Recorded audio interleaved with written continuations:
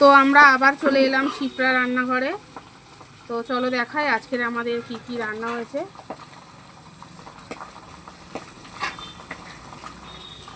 এই যে আমাদের হয়েছে আজকের কুমড়ো সিদ্ধ হয়েছিল, এই যে দেখো কুমড়ো মাখা হয়েছে, পেঁয়াজ আর শুকনো লঙ্কা দিয়ে মাখা হয়েছে। তো সেগুলো আমাদের প্যাকেট করা হয়ে গেছে, এই যে প্যাকেট করে নিয়েছি আজকের।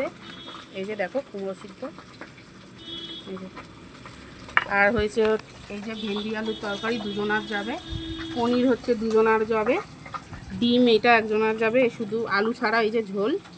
আর এটা কি, এটা ধোকা।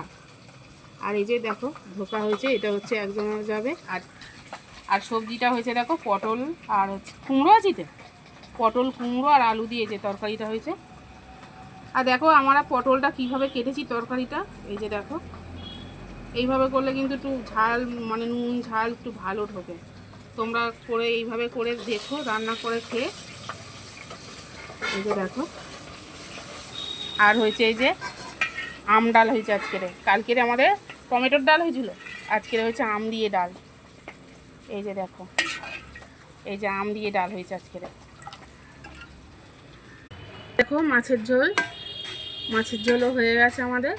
এই যে আর এখনও কিন্তু আমাদের অনেক মাছ বাকি আছে হতে। এই যে দেখো মাছের মাথা হবে, এই যে